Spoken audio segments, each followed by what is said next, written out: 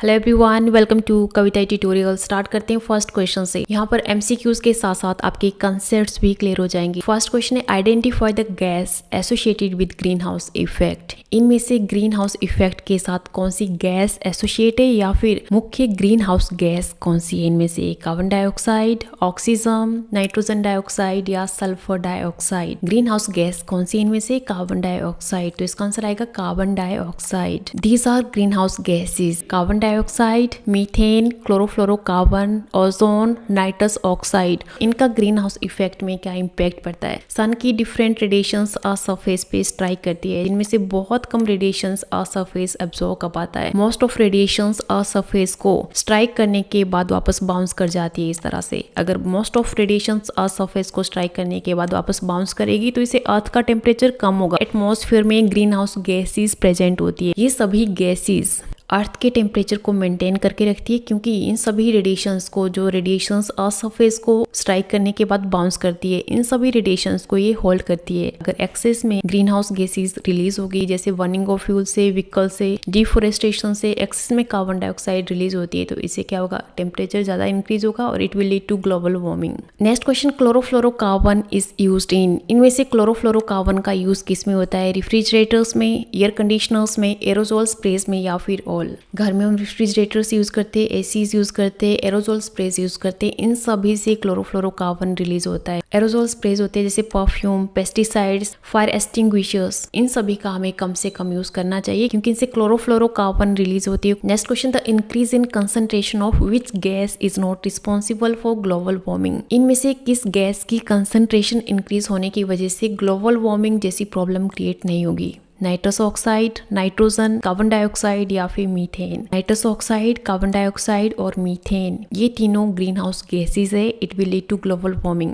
But nitrogen की वजह से ग्लोबल वार्मिंग जैसी प्रॉब्लम क्रिएट नहीं हो सकती है। तो इसका आंसर क्या आएगा? नाइट्रोजन। ग्लोबल वार्मिंग की वजह से ग्लेशियर्स में जमी बर्फ पिघल जाएगी और बर्फ पिघलने की वजह से समुद्र में पानी का लेवल इंक्रीज होगा। Next question, acid rain mainly contains. Acid rain में मुख्य रूप से कौन सी गैसेज प्रेजेंट होती है? Sodium chloride, sulphur dioxide and nitrogen dioxide, carbon monoxide या फिर carbon tetrachloride. Sulphur dioxide and nitrogen dioxide, these are present in acid rain. Atmosphere में नाइट्रोजन डाइऑक्साइड और सल्फर डाइऑक्साइड जैसी गैसेज रिलीज होती है। ये दोनों गैसेज एटमॉस्फेयर में बारिश के साथ कंबाइन करती है। मतलब जब बारिश होती है तो बारिश के पानी के साथ ये दोनों गैसेज कंबाइन करती है, और जब ये दोनों गैसेज वाटर के साथ कंबाइन करती है तो ये एसिड्स की फॉर्मेशन करती है। नाइट्रोजन डाइऑक्साइड से नाइट्रिक एसिड बनता है और सल्फर डाइऑक्साइड से सल्फ्यूरिक एसिड की फॉर्मेशन होती है। इस तरह की जो बारिश होती है इसे हम बोलते हैं acidic rain. Next question, which layer in the upper atmosphere prevents ultraviolet radiation of the sun from reaching the earth. ये जिस लेयर की वजह से सूर्य की ultraviolet radiation directly earth surface में नहीं पहुंच पाती है?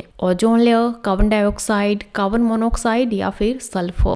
इसका आंसर आएगा ओजोन लेयर। हमारे एटमॉस्फेयर में डिफरेंट लेयर्स प्रेजेंट होती है। उनमें से एक लेयर है स्ट्रेटोस्फेयर, और स्ट्रेटोस्फेयर में लाया करती है एक लेयर जिसे हम बोलते हैं ओजोन लेयर। ओजोन लेयर सूर्य से आने वाली पराबैंगनी किरणें या फिर अल्ट्रावायलेट रेडिएशंस को डायरेक्टली अर्थ सरफेस पर आने से रोकती है। Next question, dash is a commonly used chemical method for purifying water. Water को प्यूरिफाई करने के लिए कॉमनली यूज्ड केमिकल मेथड कौन सा है? कैल्सिनेशन, क्लोरिनेशन, मैग्निफिकेशन या फिर ब्रोमिनेशन। वाटर को हम प्यूरिफाई करने के लिए जो मोस्ट कॉमन मेथड यूज करते हुए क्लोरिनेशन। वाटर को प्यूरिफाई करने के लिए हम कौन कौन से डिफरेंट ट्रेडिशनल मेथड्स यूज करते हैं? बॉइलिंग, फिल्ट्रेशन, फिल्टर से भी हम वाटर को प्यूरिफाई करते हैं, बॉयल करके भी हम वाटर को प्यूरिफाई करते हैं, क्लोरिनेशन जिसमें क्लोरीन की टेबलेट्स डाली जाती है वाटर में और साथ में ब्लीचिंग पाउडर को ऐड किया जाता है। Next question, smoke is smoke plus fog, dust particles plus fog या ड्यू प्लस स्मोक या नन ऑफ दीज। स्मोक होता है स्मोक प्लस फॉग। स्मोक में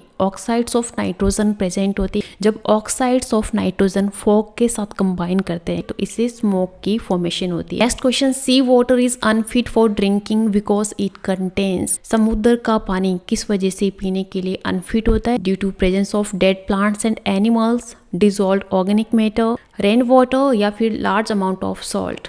सी वाटर में सॉल्ट प्रेजेंट होता है, तो इसका आंसर आएगा लार्ज अमाउंट ऑफ सॉल्ट की वजह से sea water is unfit for drinking. Next question, the major cause of air pollution include. Air pollution का इनमें से मुख्य कारण क्या है? Burning of coal and petroleum, afforestation, deforestation या रिसाइकलिंग ऑफ वाटर। आंसर आएगा burning of coal and petroleum. Deforestation is also because of air pollution, but मुख्य कारण क्या है? Burning of coal and petroleum. आप देख सकते हो कोल और पेट्रोलियम की बर्निंग से जो धुआं उठता है उससे एयर पॉल्यूट होती है, साथ में व्हीकल से भी एयर पॉल्यूट होती है। Next question, which of the following is not a way to conserve water. Water को कंजर्व करने के लिए, वाटर को संरक्षित करने के लिए हम इनमें से कौन सा मेथड यूज नहीं कर सकते हैं? रिप्लेस, रीड्यूस, रीयूज या फिर रिसाइकल। इसका आंसर आएगा replace. 3R method can be use to conserve water. Reduce water का कम से कम मात्रा में यूज करना, रीयूज वाटर का यूज करने के बाद किसी और पर्पस से वाटर का फिर से यूज करना, और रिसाइकल का मतलब होता है गंदे पानी को एक बार फिर से साफ करना या फिर purification of water. Next question, one महोत्सव इज। वन महोत्सव क्या है? Planting trees in January, cutting trees in January, collecting more trees या फिर planting trees in July.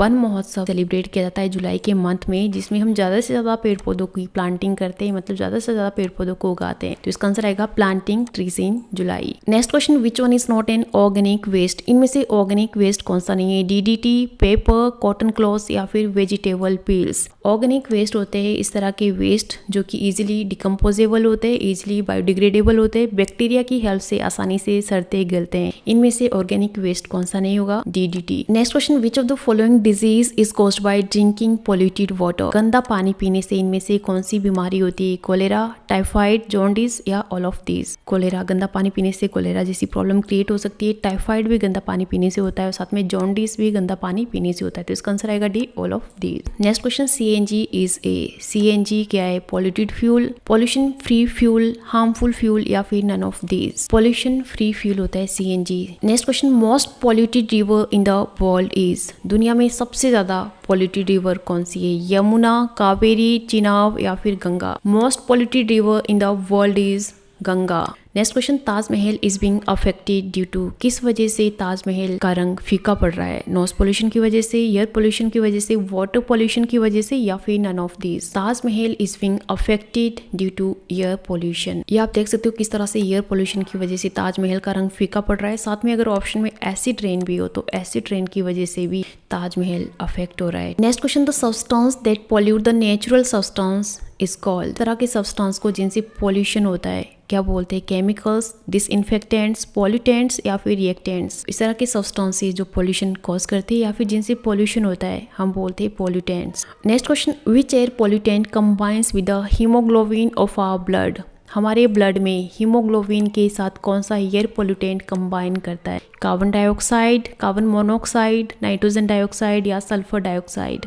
Carbon monoxide haemoglobin के साथ कंबाइन करता है हमारे ब्लड में, और हीमोग्लोबिन हमारे ब्लड में ऑक्सीजन को कैरी करता है। Next question, which of the following is not N air pollutant. इनमें से एयर पोल्यूटेंट कौन सा नहीं है? सल्फर डाइऑक्साइड, सीवेज, क्लोरोफ्लोरोकार्बन या SPM। इसका आंसर आएगा सीवेज, क्योंकि जो सीवेज होता है इससे वाटर पॉल्यूट होता है, इससे एयर पोल्यूशन नहीं होता है। बाकी इन तीनों की वजह से एयर पॉल्यूट होती है। Next question, which element is present in the exhaust of automobiles. Automobiles में किस एलिमेंट का यूज किया जाता है? लेड, कैल्शियम, क्रोमियम या मैग्नीशियम। लेड का यूज होता है ऑटोमोबाइल्स में। नेक्स्ट क्वेश्चन, द सॉलिड और liquid particles dispersed in air are called. एयर में सॉलिड और लिक्विड पार्टिकल्स जो डिस्पर्स किए जाते हैं इन्हें हम बोलते हैं ऑक्साइड्स, एसिड्स, हाइड्रोकार्बन्स या एरोसोल्स। हम बोलते हैं aerosols. Next question, Bhopal gas tragedy was caused due to. किस वजह से भोपाल गैस ट्रेजेडी हुई थी? 1984 में भोपाल में एक गैस ट्रेजेडी हुई थी। किस वजह से? एयर पोल्यूशन की वजह से, emission of poisonous gas, water pollution या फिर लीकेज ऑफ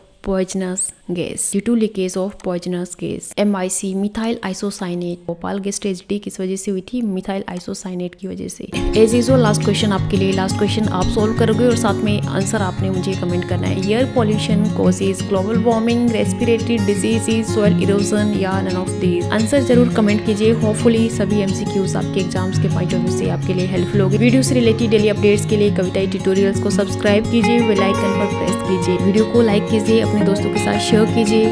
मिलते हैं नेक्स्ट वीडियो में, तब तक के लिए थैंक यू।